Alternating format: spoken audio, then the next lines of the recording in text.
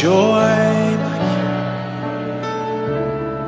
in what you hear, and let it be a sweet, sweet,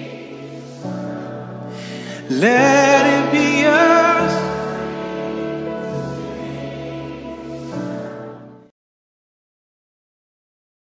Shalom saudara sekalian, dimanapun saudara berada, saya berdoa, perlindungan dan hadiratnya memenuhi saudara selalu.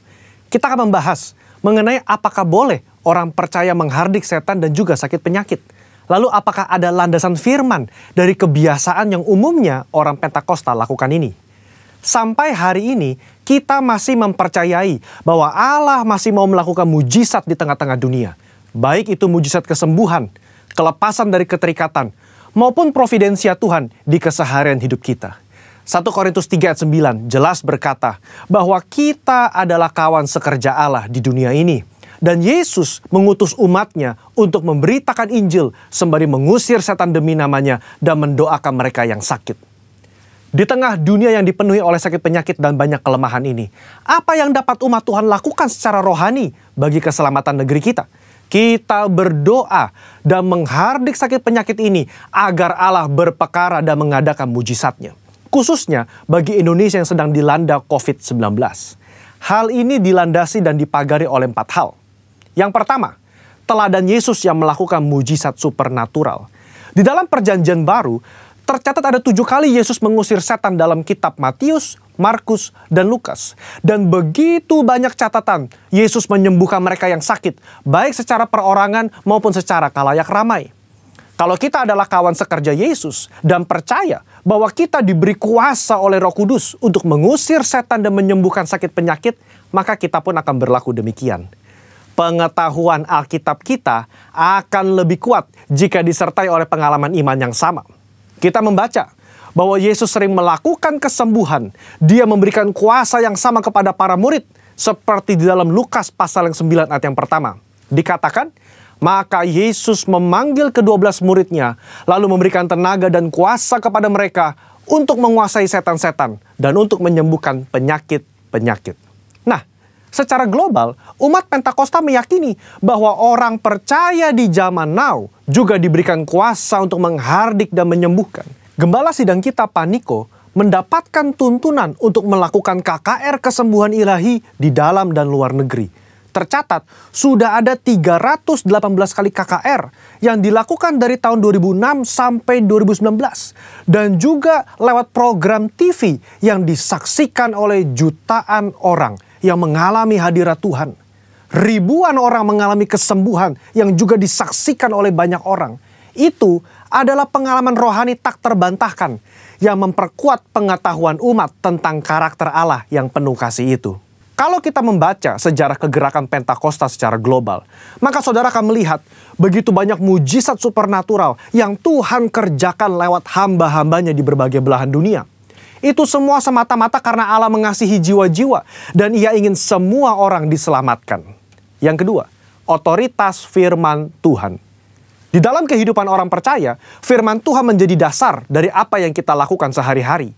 Kalau pertanyaannya adalah, apakah orang percaya boleh menghardik sakit penyakit dan setan? Tentu kita melihat dari teks Alkitab, bagaimana Yesus dan para rasul melakukannya. Di dalam Lukas pasal yang keempat, ayat yang ke-39, mertua Petrus sakit demam keras. Petrus meminta Yesus untuk datang. Yesus menyembuhkan mertua Petrus dengan cara apa? Yesus menghardik demam itu dan penyakit itu pun meninggalkan dia. Ini yang menjadi dasar bagi orang percaya. Secara spiritual, kita berdoa dan menghardik sakit penyakit seperti yang Yesus lakukan. Di dalam Yohanes pasal ke-14 ayat yang ke-12 juga dikatakan bahwa orang percaya akan melakukan pekerjaan-pekerjaan yang Yesus lakukan. Bahkan pekerjaan yang lebih besar lagi. Pekerjaan ini mencakup mujizat-mujizat yang Yesus lakukan, karakter kerendahan hati yang Dia tunjukkan, dan kasih yang diberikan kepada orang-orang yang membutuhkan. Inilah yang menjadi dasar bagi orang percaya untuk melangkah dengan iman di atas dasar janji firman Tuhan. Poin yang ketiga, ketaatan kepada pemerintah.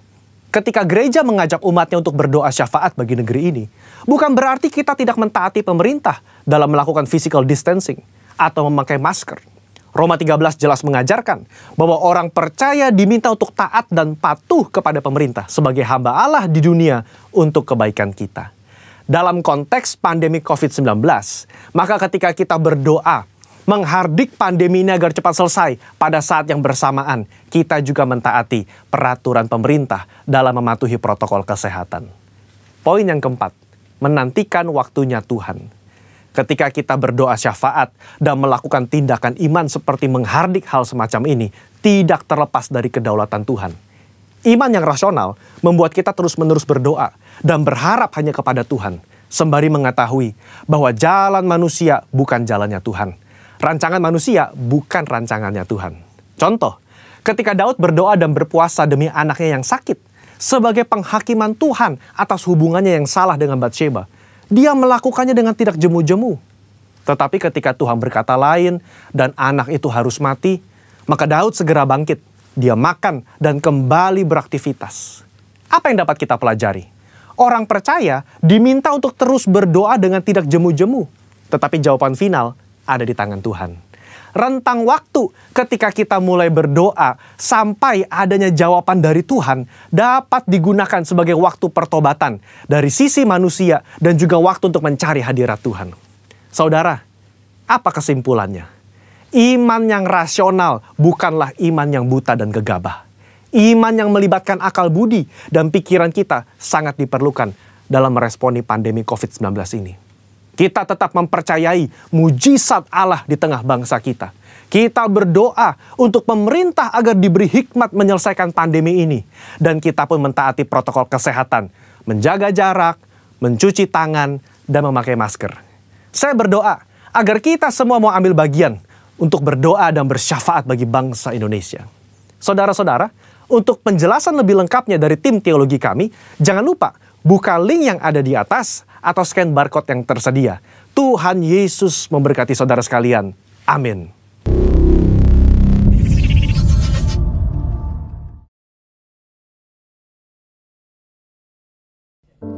Shalom, selamat pagi jemaat yang dikasihi Tuhan dimanapun Anda berada.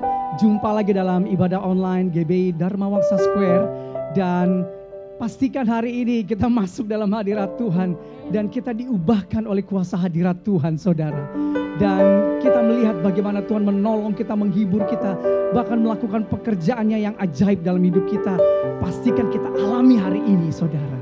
Untuk itu mari kita siapkan hati kita, kita berdoa sebelum kita memulai segala sesuatunya dalam ibadah ini. Bapa, di dalam nama Tuhan Yesus Kristus kami bersyukur kepadamu Tuhan. Kami boleh ada kembali hari ini beribadah ya Tuhan. Kami tahu ada hal yang luar biasa spesial Tuhan ingin lakukan, nyatakan kepada kami anak-anak-Mu ya Tuhan. Demikian juga kami ya Tuhan yang datang ke hadirat-Mu Tuhan, kami mohon kuduskan, tahirkan, sucikan kami. Perkenan kami masuk dalam hadirat-Mu ya Tuhan Yesus. Bawa kami ya Tuhan semakin mendekat kepadamu, tarik kami mendekat kepadamu ya Tuhan. Agar kami mendengar isi hati-Mu, mengerti setiap rencana-Mu, kehendak, perasaan, dan pikiran yang ada padamu ya Tuhan. Itu kami miliki dalam hidup kami hari ini ya Tuhan. Terima kasih Bapa di surga.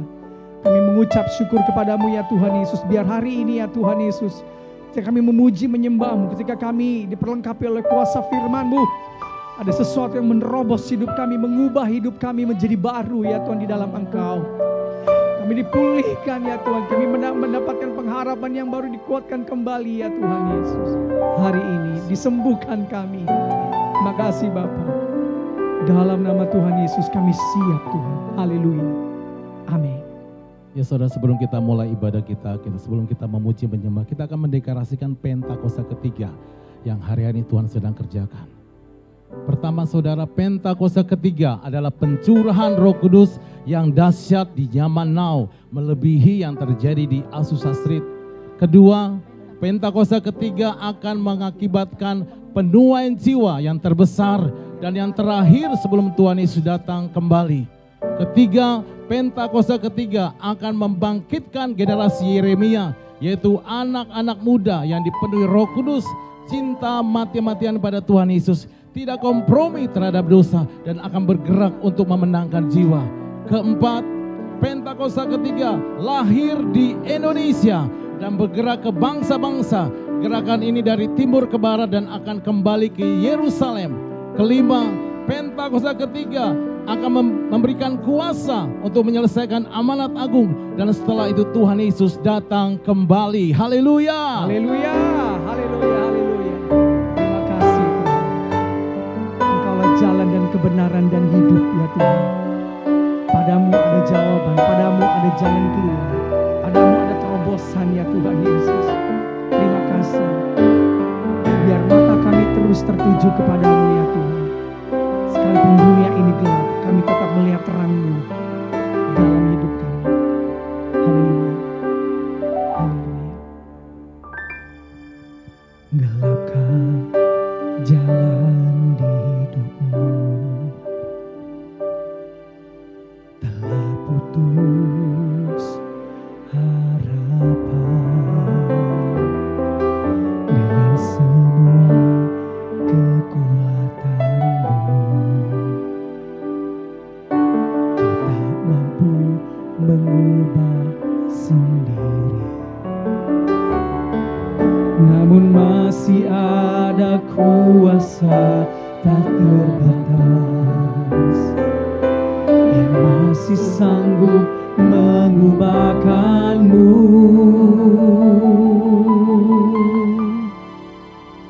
Masih ada Tuhan, masih ada kuasa tak terbatas. Dia pencipta semesta, Dia juga sanggup mengubah hidupku sekarang.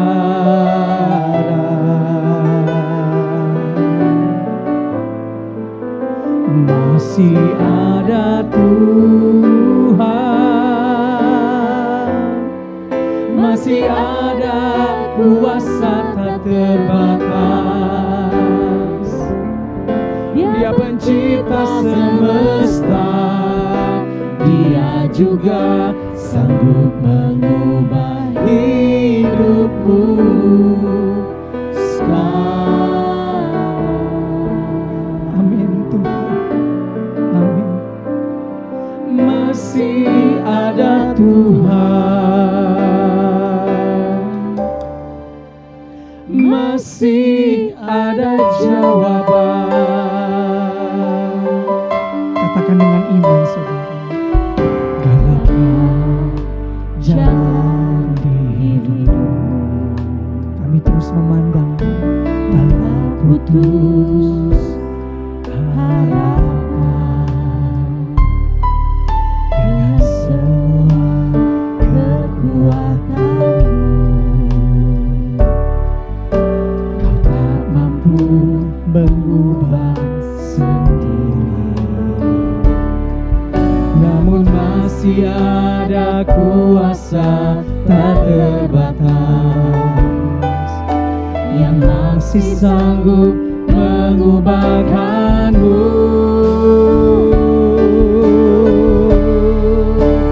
Masih ada Tuhan, masih ada kuasa tak terbatas.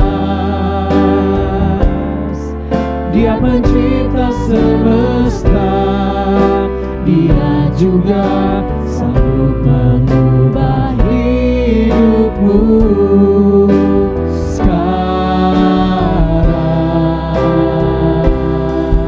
Oh, masih ada Tuhan,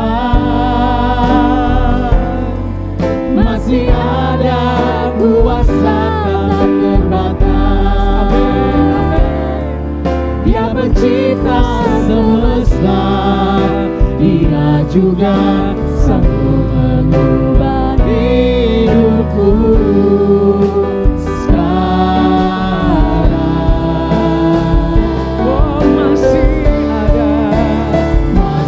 ada Tuhan. Mari katakan dengan iman saudara. Masih ada kuasa tak terbatas.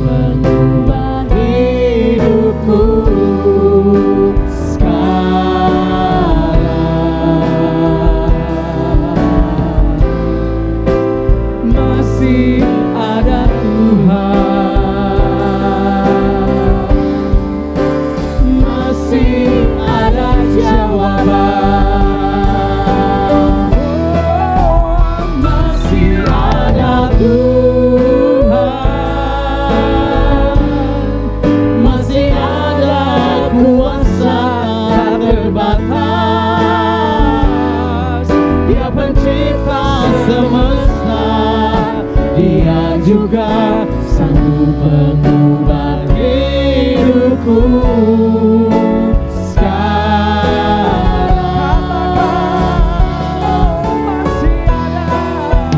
Masih ada Tuhan, masih ada kuasa tak terbatas. Dia pencipta semesta, Dia juga sanggup mengubah hidupku sekarang.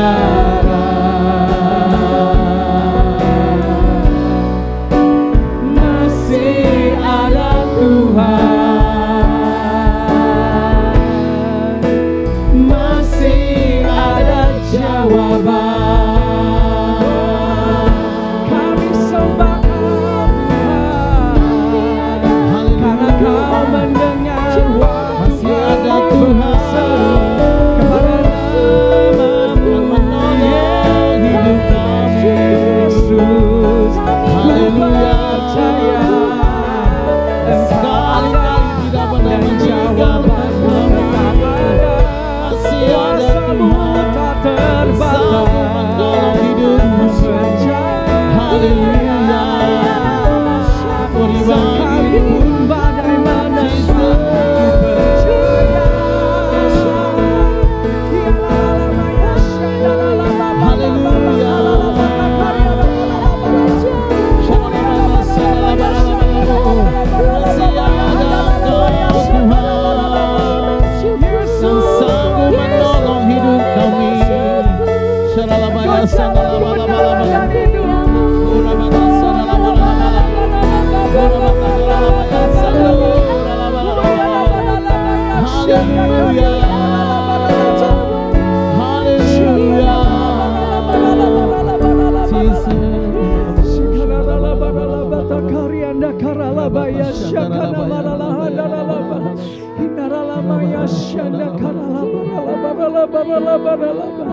Kami tahu waktu kami gak mampu, namun waktu kami berserah kepadamu, Kau mampu Tuhan.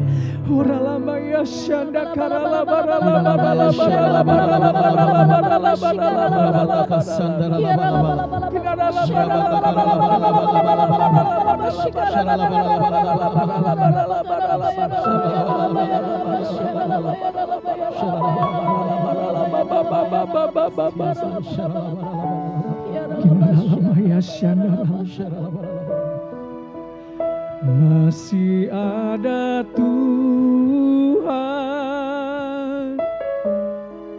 masih ada kuasa tak terbatas.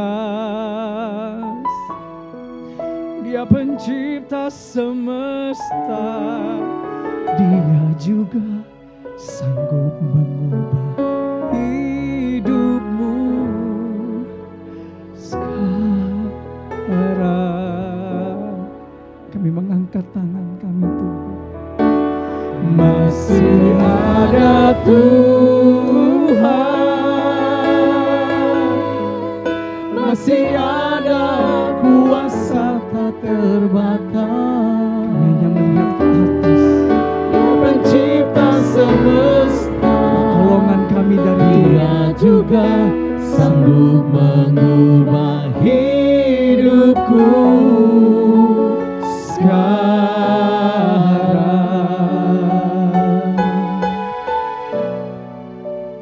Masih ada Tuhan,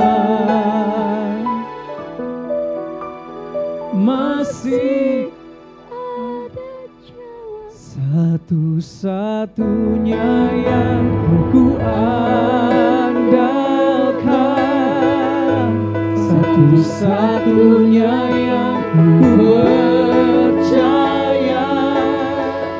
Engkau sumber kekuatan, sumber pengharapan, sumber kedamaian. Ini yang kami percaya Tuhan. Satu-satunya yang ku andalkan,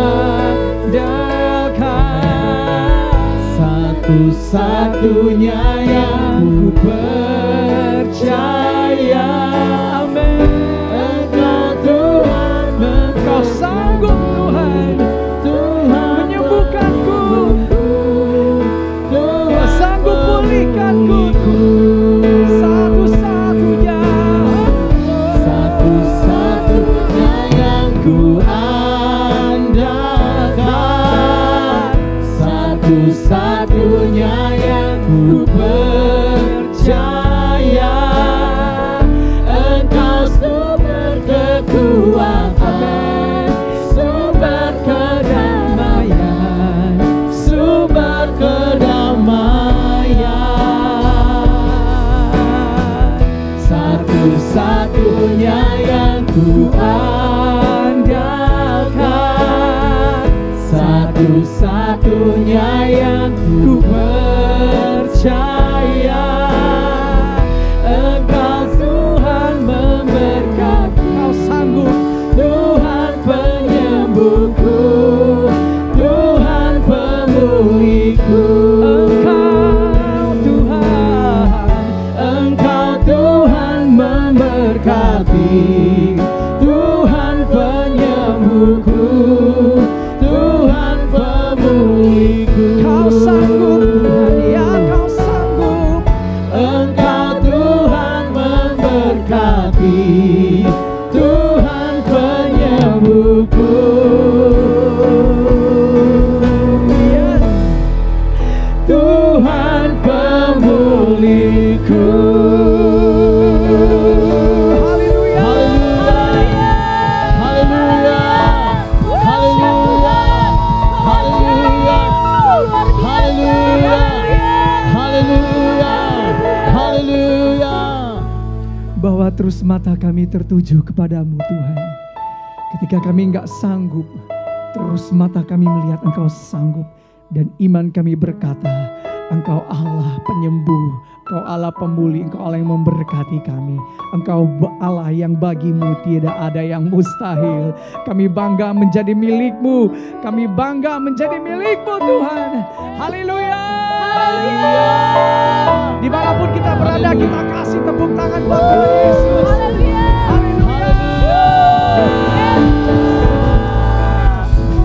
Karena Dia Yesus Tuhan kita yang kebenarannya tidak dapat disangkal oleh apapun. Dan kebenarannya adalah perisai bagi kita yang percaya kepada Dia. Kita serukan haleluya. Haleluya. Haleluya. Makasih Tuhan. Engkau Tuhan yang benar dalam hidup kami ya Tuhan Yesus.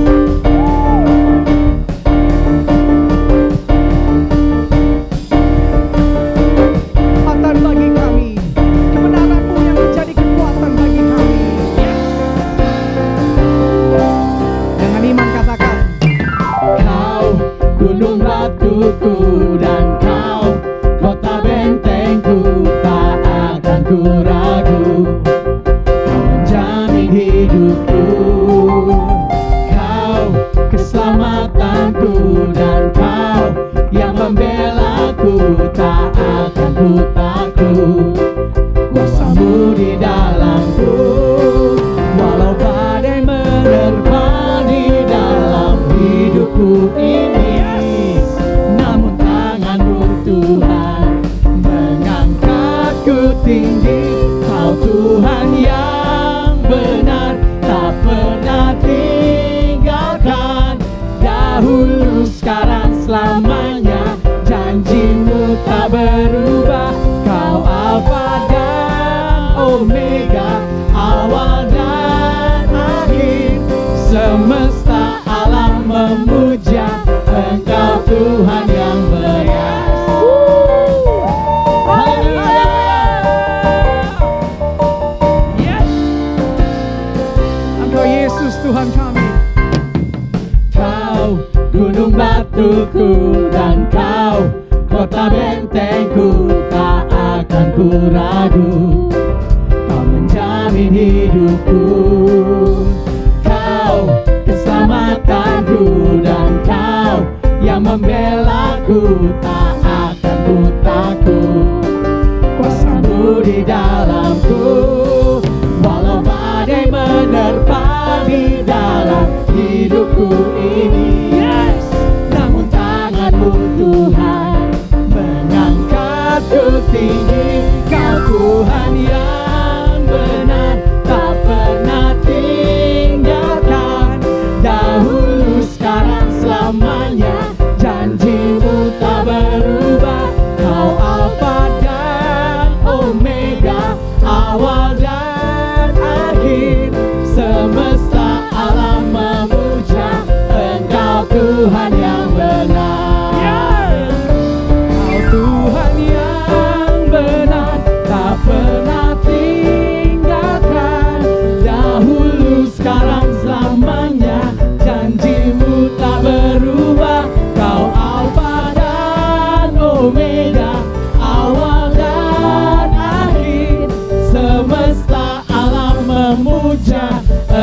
Engkau Tuhan yang benar. Semesta alam memuja, semesta alam memuja, semesta alam memuja, Engkau Tuhan yang benar. Yes! Haleluya. Terima kasih Tuhan. Haleluya. Haleluya. Terima kasih Tuhan. Namamu menjamin kami dalam segala kemenangan ya Tuhan Yesus. Terima kasih Bapa di surga. Namamu menjamin pengharapan yang baru. Namamu menjamin kekuatan yang baru. Namamu menjamin kesembuhan kuasa mujizat-Mu yang ajaib Tuhan. Terima kasih Tuhan Yesus. Terima kasih. Kami terus tinggikan namamu ya Tuhan. Haleluya. Hanya nama Yesus,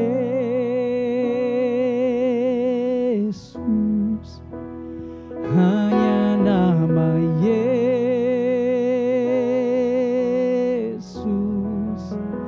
hanya nama Yesus, berikan ku pengharapan. Hanya nama Yesus,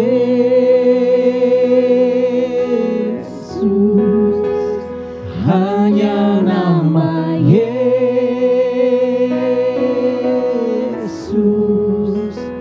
hanya nama Yesus,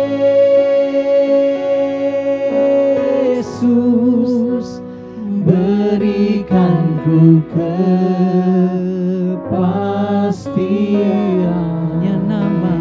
Hanya nama Yesus, hanya nama Yesus. Kami bangga Tuhan. Hanya nama Yesus,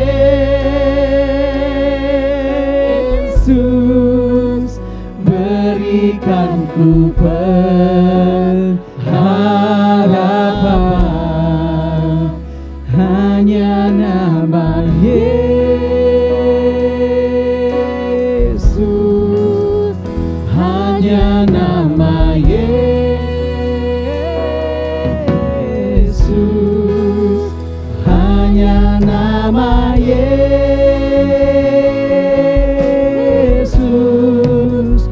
berikan ku kepastian.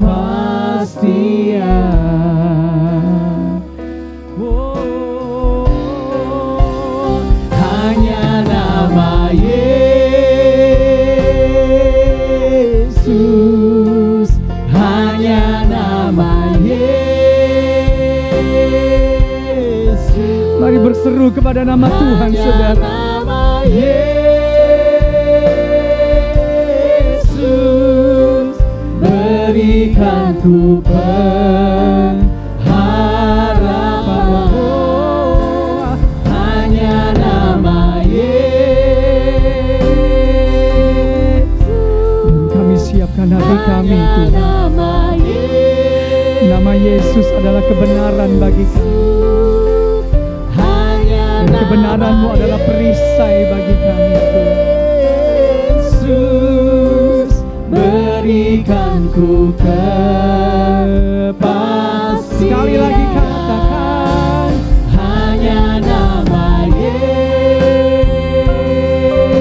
Yesus, hanya nama Yesus, hanya nama Yesus, berikan ku pengharapan. Hanya nama Yesus, hanya nama Yesus, hanya nama Yesus, berikan ku kepastian.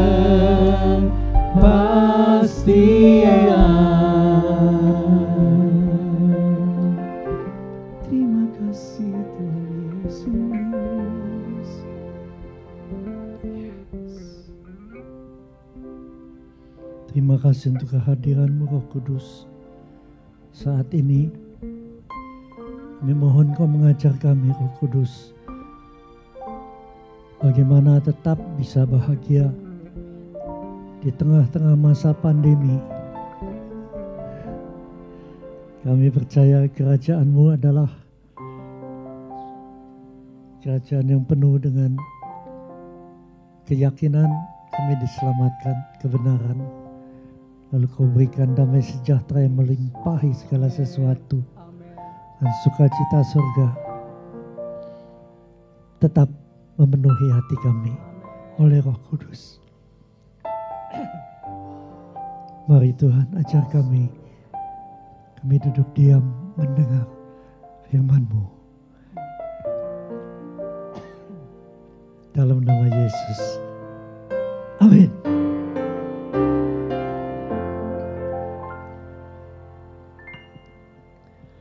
Shalom saudara. Saya percaya Tuhan pelihara kita baik-baik. Amin. Saya ajak buka Matius 4 ayat 23 dan 24.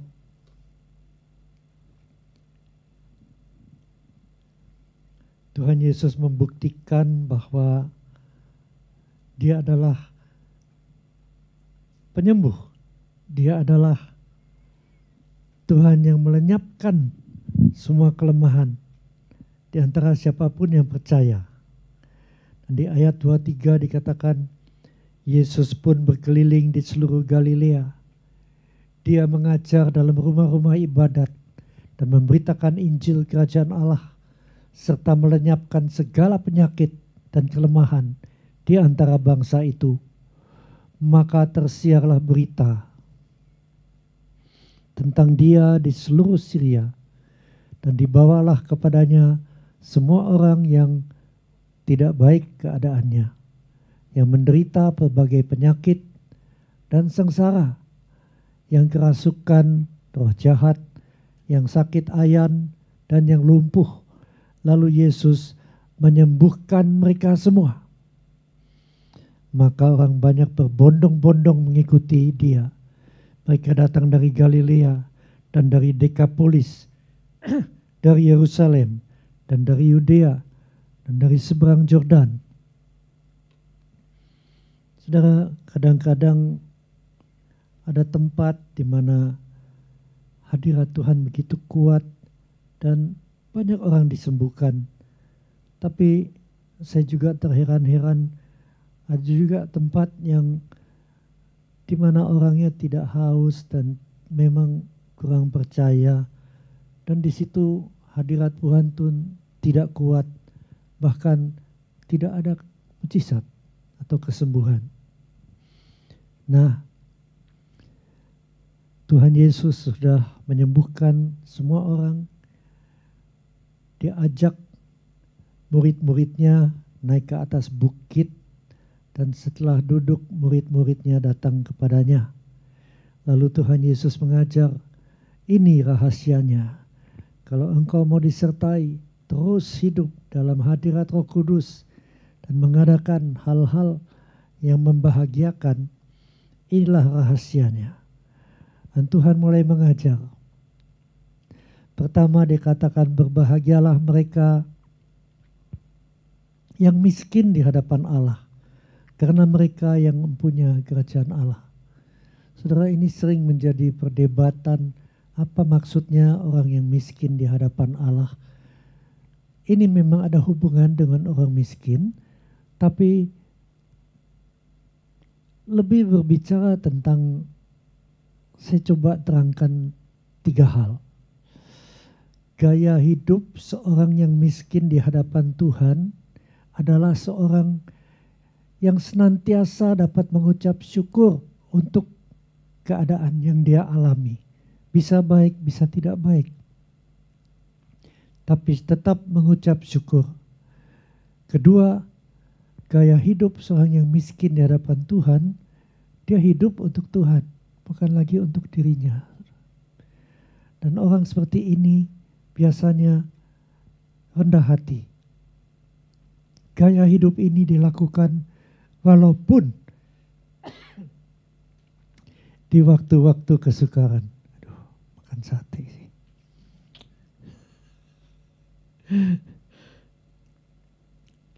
Saudara, seringkali kita mulai dalam keadaan tidak punya. Ya, saya juga alamin begitu, saudara ya. Dari nggak punya tapi begitu mengikut Tuhan, Tuhan angkat, Tuhan angkat.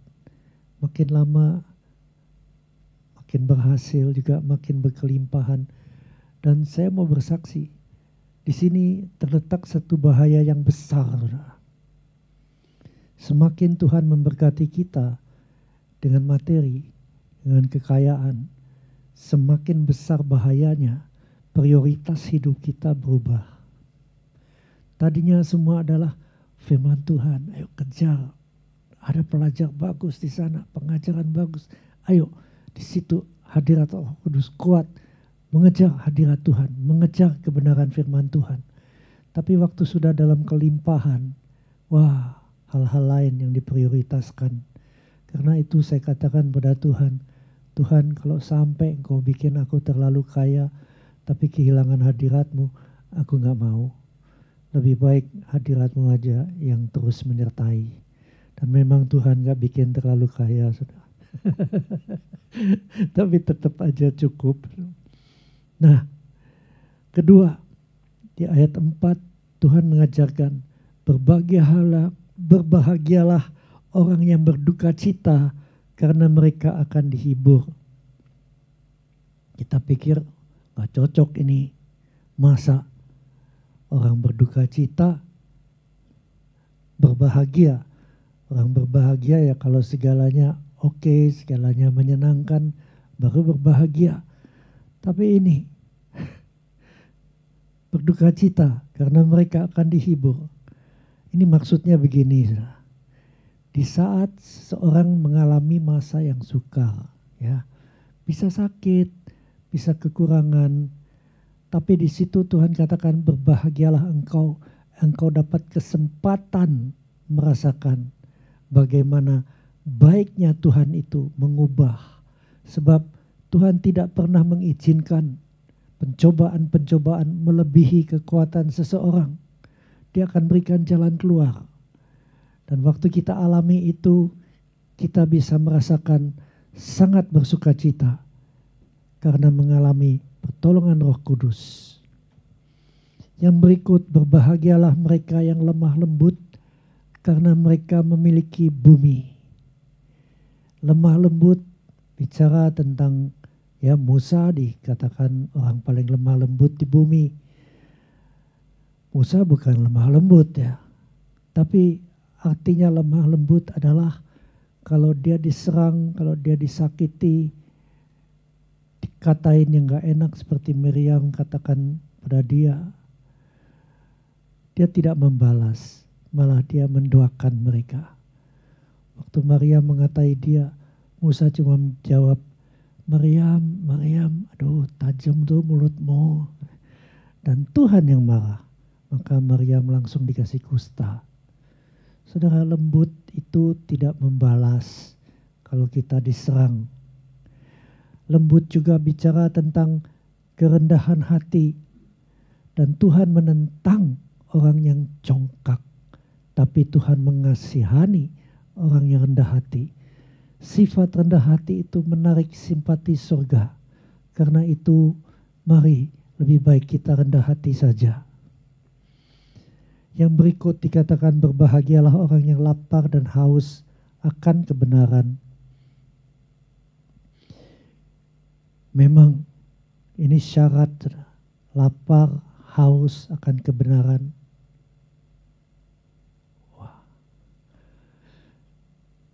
Mereka akan dipuaskan. Kalau kita lihat Raja Daud, dia senantiasa haus. Dia akan seperti rusa rindu akan sungaimu. Dia haus akan air. Dan Tuhan Yesus mengibaratkan itu dengan Roh Kudus. Semakin haus dengan Roh Kudus, semakin dipuaskan. Nah, firman ini mengatakan begitu. Haus akan kebenaran, jangan pernah puas. Baca Alkitab, mengejar kebenaran-kebenaran, semakin haus, semakin dibukakan, semakin dipuaskan. Nah, yang berikut mengatakan, berbahagialah yang murah hatinya, karena mereka akan beroleh kemurahan. Di sini kemurahan bukan berarti yang suka bagi-bagi duit, enggak, saudara. Ini bicara tentang murah hati. Murah hati bicara tentang hati yang selalu mengasihi. Apapun dia alami, dia mudah melepaskan pengampunan. Dan orang seperti ini akan selalu disertai dengan hadirat Tuhan. Kalau orang marah lalu dia simpan itu, dan itu akhirnya menjadi dendam, dan dendam itu menjadi lebih parah, maka orang seperti ini, percaya saya saudara, dia tidak mungkin merasakan hadirat Tuhan. Kalau tadinya dia seorang penyembah, kalau udah menyembah Tuhan tangannya diangkat, dia bisa menangis dalam hadirat Tuhan karena pekanya.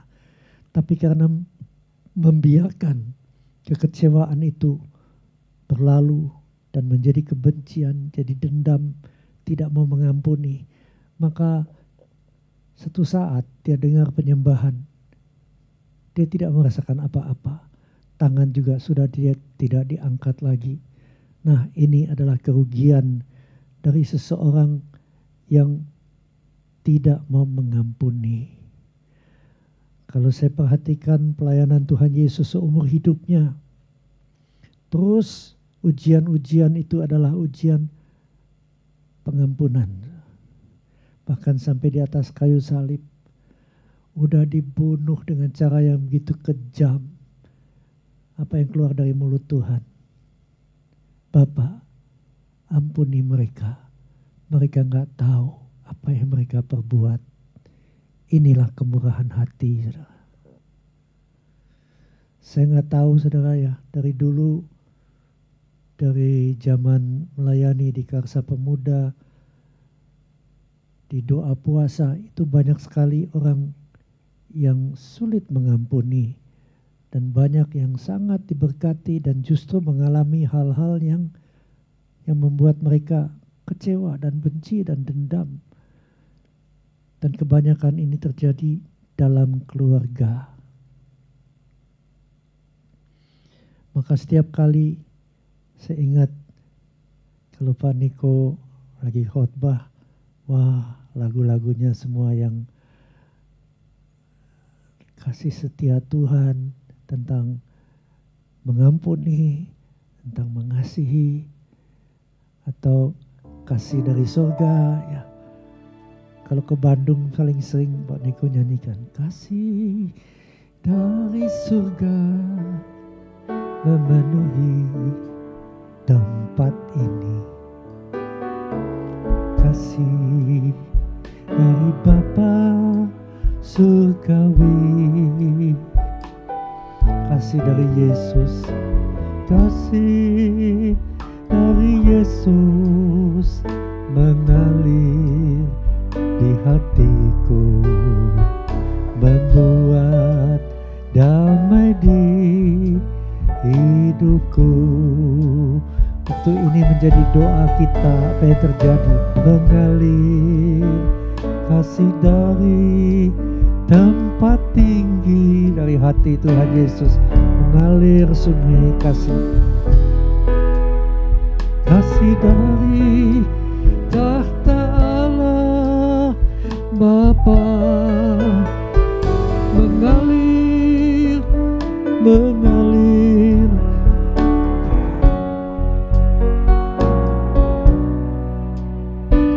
Mengalir, memenuhi hidupku. Maka saya benar-benar terpikat ya. Pelayanan Pak Niko, hadirat yang selalu menyertai. Saya bingung. Dulu permulaan ikut full gospel businessman, asal merasakan setetes hadirat Roh Kudus, itu udah bahagia pulangnya.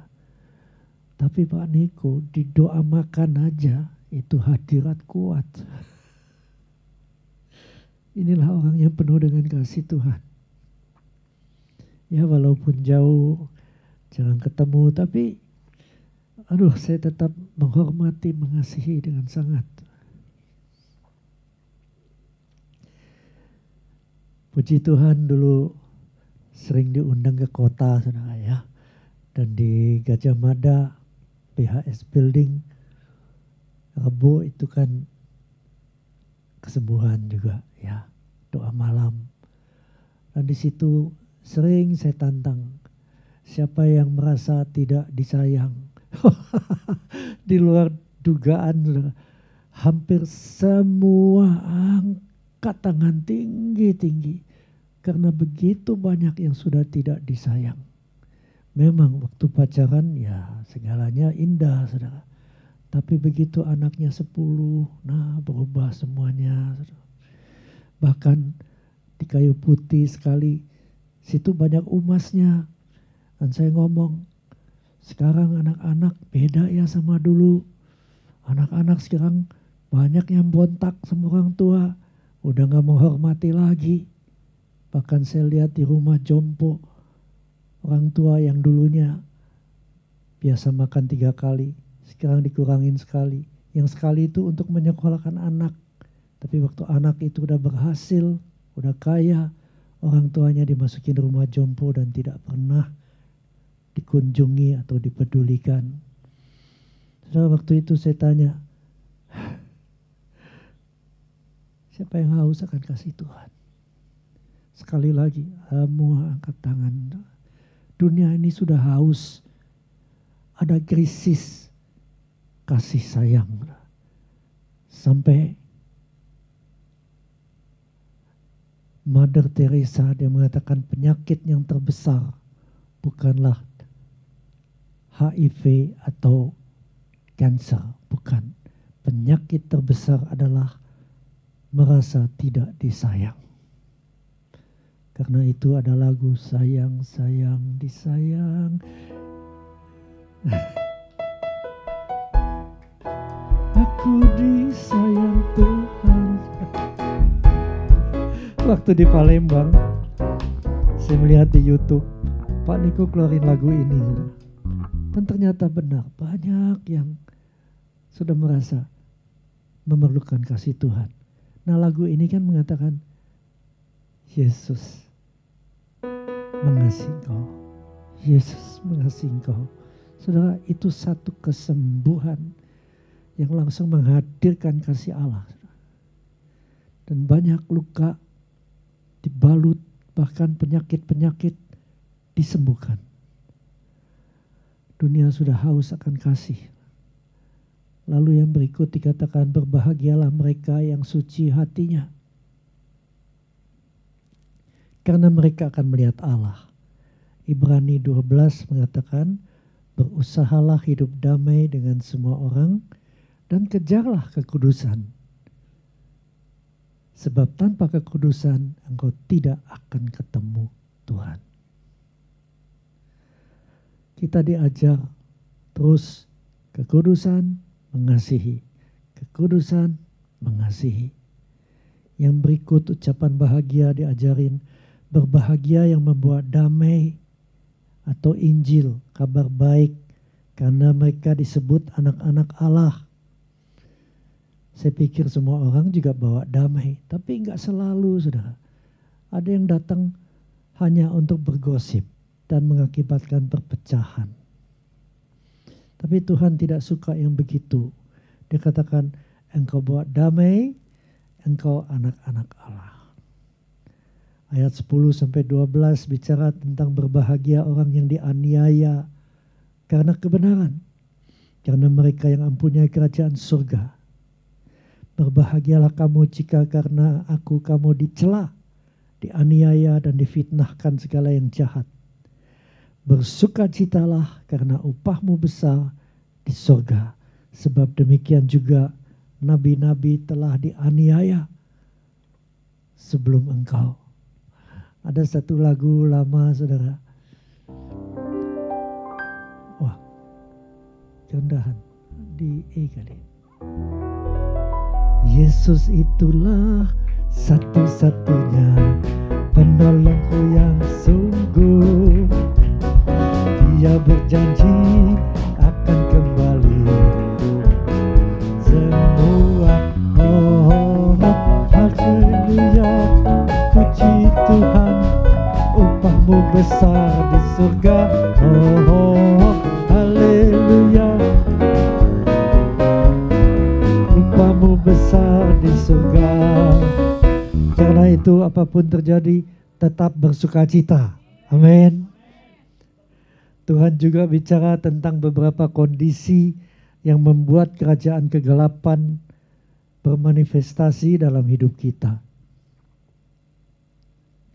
Kalau kita masuk angin, virus kan, bisa kelihatan nggak virusnya? Enggak. Tapi tanda-tandanya kelihatan kan? Pilek, demam, kadang-kadang sampai keringat dingin. Tanda-tandanya kelihatan. Dokter bisa ngobatin, cuman melemahkan virusnya, tapi tidak bisa membunuh virusnya. Nah, Tuhan Yesus, dia istimewa. Dia datang berurusan dengan sumbernya sakit penyakit. Sekarang apa yang ada di Alkitab aja ya, kita lihat penyebab-penyebab penyakit. Matius 5 ayat 21 dan 22. Kamu telah mendengar yang difirmankan kepada nenek moyang kita, jangan membunuh, siapa yang membunuh harus dihukum. Tapi aku berkata kepadamu, setiap orang yang marah terhadap saudaranya, cuman marah, harus dihukum. Siapa yang berkata kepada saudaranya, kafir lu, harus dihadapkan ke mahkamah agama. Dan siapa yang berkata, jahil atau tolol, sontoloyo, harus diserahkan ke dalam neraka yang menyala-nyala. Waduh, serius banget ya. Cuman perkataan udah. Emang enak dikatain tolol. Coba kita dikatain tolol. Karena itu Tuhan ingatkan, setiap kali marah, kalau orang Korea bilang hitung 1 sampai 100 baru ngomong. Tapi paling mudah saudara ya, paling mudah ambil aja gitar ya. Jom. Oke. Nyanyi aja. Ajarilah kami bahasa cintamu, agar kami dekat padamu ya Tuhanku. Ajarilah kami bahasa cintamu, agar kami dekat padamu. Katakan pada sebelahmu, aku gak mau marah lagi.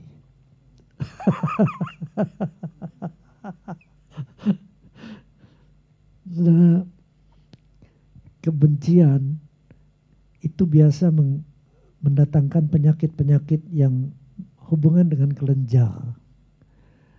Ada kelenjar getah bening, ada benjolan-benjolan yang tumbuh di mana-mana. Ya, lebih terkenal dengan tumor atau kanker ya, getah bening. Itu semua dari kebencian yang tidak segera mengampuni. Karena itu Tuhan mengajarkan sebelum matahari terbenam haruslah padam amarahmu. Kedua, penyebab penyakit, hawa nafsu. Ini bukan hawa nafsu biasa, saudara. Ini super hawa nafsu. Inggrisnya lust. Bisa juga keserakahan ya, bisa juga ya. Nah, Matius 5 ayat 27 dan 28 mengatakan, kamu telah mendengar firman, jangan bersinah. Tapi aku berkata kepadamu, setiap orang yang memandang perempuan serta menginginkannya, sudah bersinah dengan dia di dalam hatinya. Terus Tuhan ajarin tentang yang berikut, mata. Maka jika matamu yang kanan menyesatkan engkau, suruh apa? Cungkil. Buanglah itu, karena lebih baik bagimu jika satu dari anggota tubuhmu binasa daripada tubuhmu dengan utuh dicampakkan ke dalam neraka. Dan jika tanganmu yang kanan menyesatkan engkau, potong, buanglah itu, karena lebih baik bagimu jika satu dari anggota tubuhmu binasa daripada tubuhmu dengan utuh masuk neraka. Ya, ini diperlunak, saudara ya. Jangan langsung semua mata dicungkel, karena saya rasa kalau ini dilakukan secara harafiah, mungkin orang semua nggak punya mata lagi, saudara, ya, nggak punya biji mata, apalagi yang sering ke mall ya. Tapi ini sederhana sekali, berhenti dengan dosa itu. Jadi kalau sudah mulai memandang, lihat dari atas ke bawah, lalu bayangkan yang enggak-enggak, cepat-cepat tundukkan, kuasai dirimu, bertobat. Maka tidak jadi berdosa. Haleluya. Ini memang ya, hal-hal kecil tapi sangat bahaya. Dikatakan semua ini berhubungan dengan neraka. Lalu yang berikut, penyebab penyakit adalah khawatir. Terlalu khawatir mendatangkan stres. Stres mendatangkan depresi. Kalau udah depresi, segala sakit penyakit datang. Lalu yang berikut, Matius 7 ayat 1 dan 2, tentang hal menghakimi. Tuhan katakan, jangan kamu menghakimi supaya kamu tidak dihakimi. Karena dengan penghakiman yang kamu pakai untuk menghakimi, tergantung besar kecilnya, kamu juga akan dihakimi dengan ukuran yang sama. Wow. Mengapa engkau melihat selumbar di mata saudaramu, sedangkan balok di dalam matamu engkau tidak ketahui? Bagaimana engkau dapat berkata kepada saudaramu, biar aku keluarin selumbar dari matamu, padahal ada balok di dalam matamu sendiri.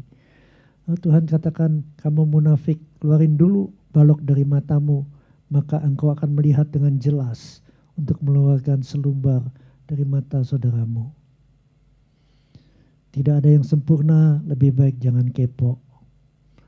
Jangan urusin urusan orang. Yang berikut, Matius 5 ayat 31 dan 32. Sebab itu jangan kamu khawatir dan berkata, apakah yang akan kami makan, apa yang akan kami minum. Oh bukan, ini urusan khawatir ya. Jangan bercerai. Kalau baca ini saudara ya, aduh, kecuali karena persinahan. Anak muda, orang muda banyak sekedar karena emosi. Baru sedikit tengkar, belum lagi karena persinahan. Belum lagi punya anak di luar. Itu sudah berkelahi dan mengatakan, pulangkan saja aku ke rumah orang tuaku. Ya udah, nih duit taksi lu pulang dah. Saudara, sakitnya yang menyusul itu sangat menyakiti. Penyesalan yang datang kemudian sangat menyakiti, tapi sudah terlambat. Dan yang terakhir penyebab penyakit adalah jangan mengasihi mamon lebih daripada Tuhan. Karena di mana hartamu, di situ hatimu berada. Kalau kita mengasihi mamon di atas Tuhan, berapa banyak keluarga yang pecah karena urusan duit. Padahal Selalu masih ada kesempatan kalau kita mengasihi Tuhan Yesus. Siapa yang dapat menolong kita atasi dosa-dosa di atas? Hanya Roh Kudus. Tuhan Yesus katakan, aku akan minta kepada Bapa, dia mengutus seorang penghibur, yaitu Roh Kudus. Penolong yang lain akan menolong engkau di saat engkau dalam keadaan-keadaan dosa yang seperti ini. Dia akan menolong engkau untuk mengatasinya.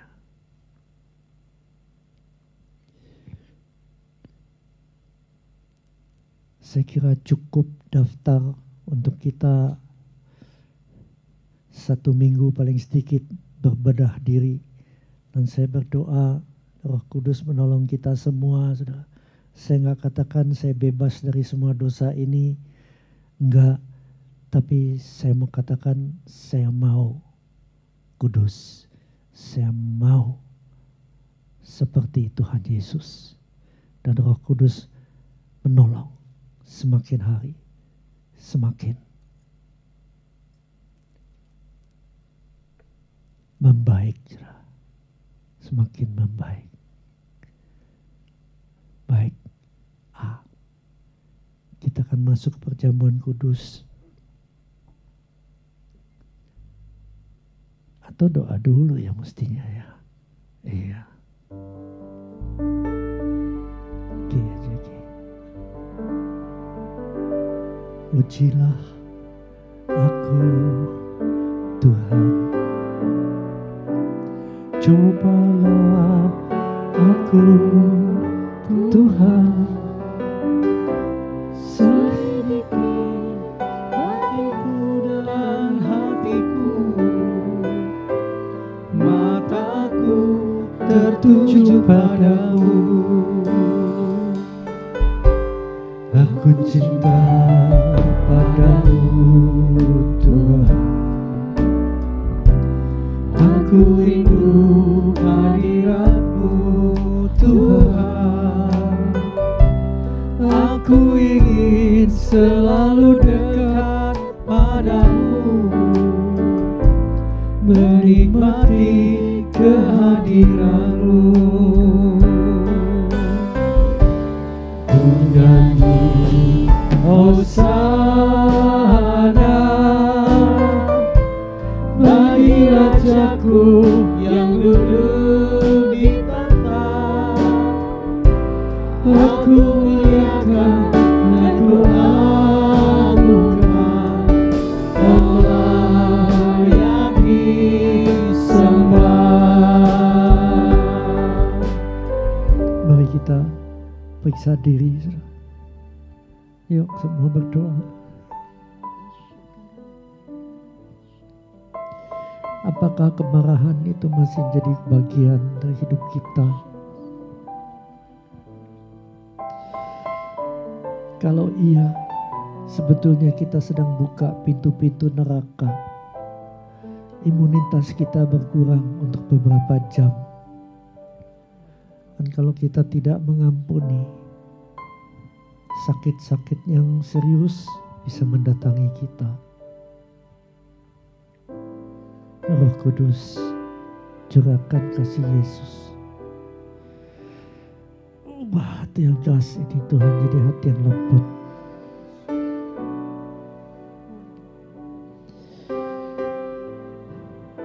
Kalau masih ada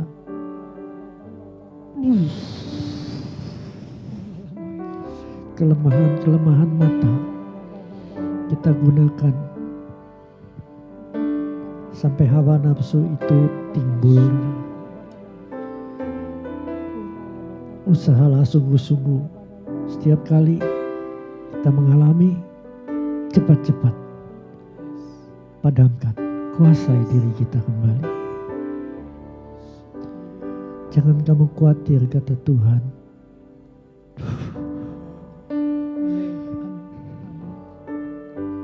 Apakah kita bisa memperpanjang hidup kita dengan khawatir? Tidak bisa. Bisa dengan iman. Masih ada Tuhan. Masih ada Tuhan.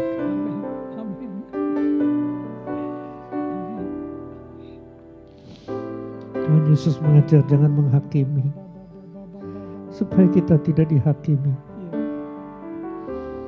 Dalam keluarga, kadang-kadang ada perselisihan paham. Dua pribadi memang tidak cocok dalam segala hal, tapi jangan pernah mengucapkan kata cerai. Paling baik adalah mengampuni, mengasihi kembali. Karena bercerai adalah awal daripada keruntuhan segala sesuatu.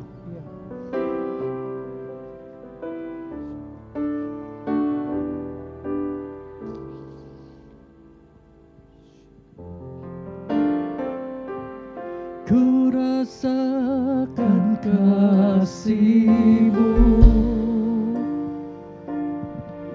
indahnya kekudusan-Mu, penuhi dengan kasih-Mu,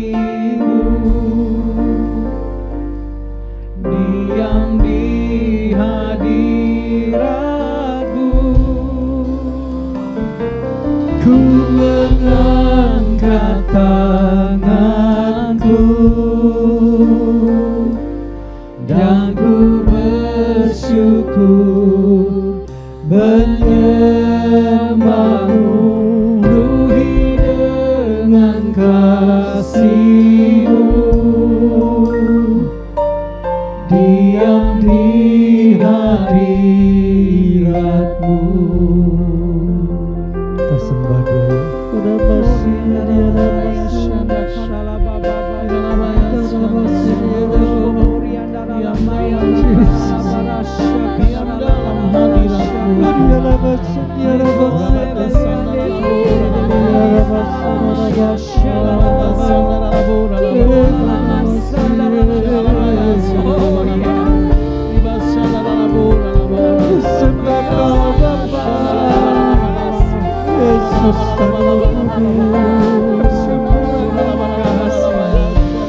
Hanya Engkau yang dapat menolong kami.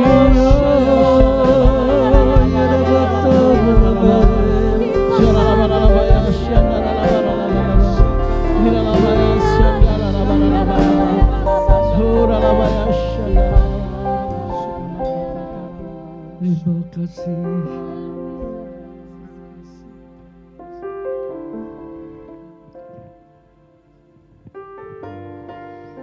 Izinkan kami ambil bagian dalam perjamuan kudus-Mu. Tuhan Yesus, mengingat karya-Mu yang ajaib, karya-Mu yang besar.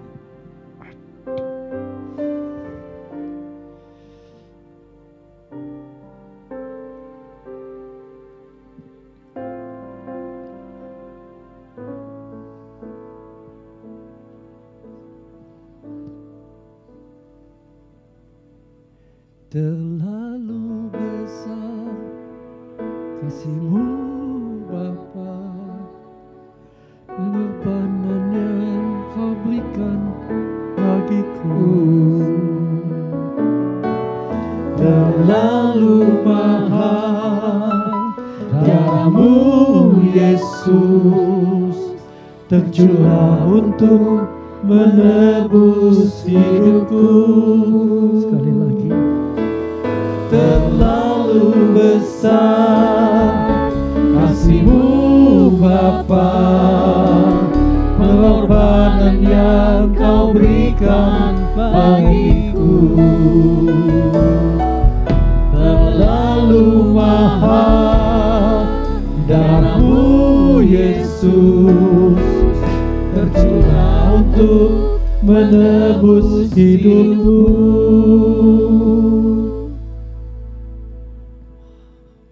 Mari kita mengangkat roti di tangan kanan tinggi-tinggi di atas kepala dan mengingat pada malam waktu Tuhan Yesus akan diserahkan, Dia mengambil sepotong roti lalu mengucap syukur pada Bapa.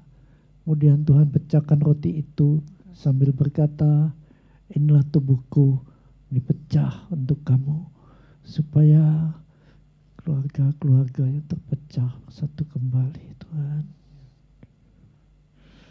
supaya oleh bilur-bilur Tuhan Yesus semua sakit penyakit disembuhkan. Bukankah roti ini adalah persekutuan yang tubuh Kristus Yesus? Ucap syukur dan makanlah. Terima kasih Tuhan, terima kasih.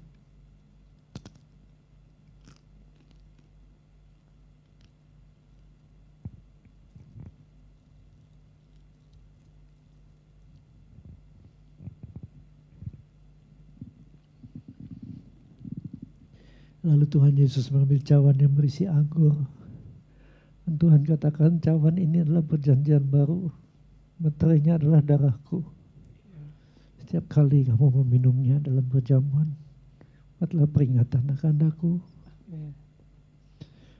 Kami terus ingat Tuhan, terus ingat karya-Mu. Darah-Mu mensucikan semua dosa kami. Darah-Mu membuat jalan kami menghadap ke takhta kasih karunia-Mu. Darah-Mu mentahirkan hati nurani kami. Bukankah anggur ini adalah persekutuan dengan darah Kristus? Mengucap syukur dan minumlah. Makasih Tuhan.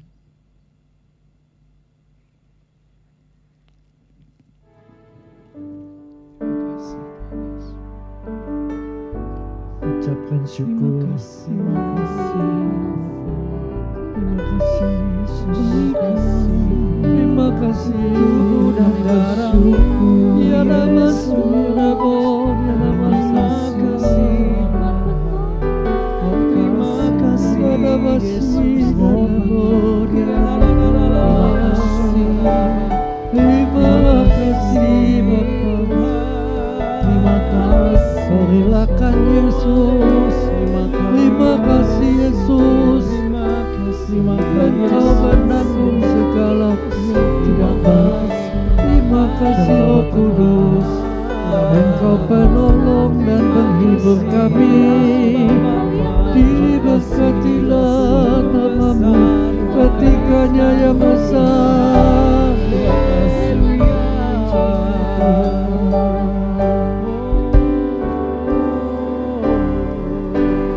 Hormat bagi Allah Bapa, hormat bagi Anaknya, hormat bagi Roh penghibur ketiganya yang esa. Haleluya, haleluya, ketiganya yang esa. Terima kasih Tuhan.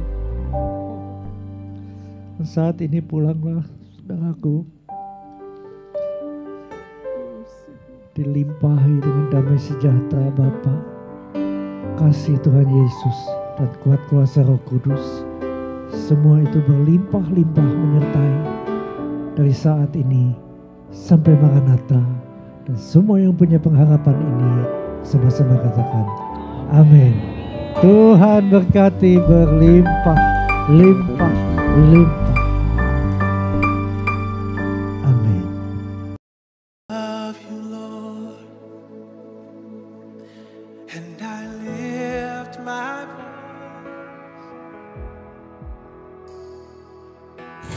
Shalom saudara-saudari yang terkasih di dalam Yesus Kristus. Saya mengajak untuk ikut bergabung di dalam pool gabungan GBI dan Mawangsa via online lewat Zoom yang akan diadakan setiap hari Rabu pukul 19.00 waktu Indonesia Barat. Untuk informasi lebih lengkap boleh langsung menghubungi saya di nomor yang ada di bawah ini. Terima kasih, Tuhan Yesus memberkati. working in this place. I worship you. I worship you. You are here, moving.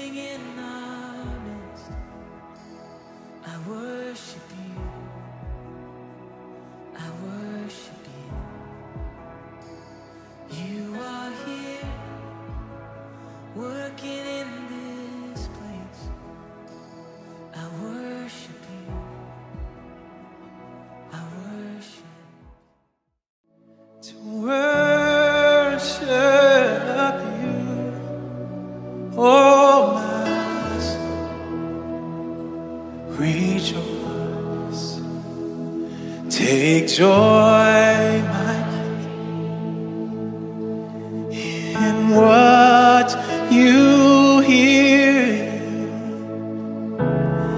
and let it be a sweet, sweet sound in your ear.